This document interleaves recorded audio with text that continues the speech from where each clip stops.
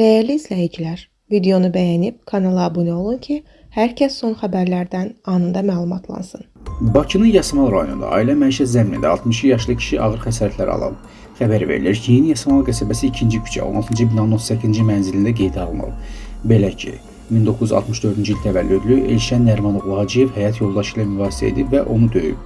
Buna cavab olaraq 60 yaşlı qadın balta ilə ərinin üzərinə hücum edərək ona bir neçə zərbə endirib. Zərbələr nəticəsində Hacıyev üz, hər iki qol və kürək nahiyəsindən ağır xəsarətlər alıb. Onların birgə nikahından olan oğlu qadının əlindən baltanı alıb. Təcili yardıma müraciət edib. Ağır vəziyyətdə kliniki tibb mərkəzinə çatdırılan yaralı hazırda cərrahi əməliyyat olunur. Həkimlərin bildirdiyindən görə Hacıyevin vəziyyəti ağırdır. Yasamal rayon polis idarəsinin 29-cu polis şöbəsinin əməkdaşları faktla bağlı araşdırma aparırlar.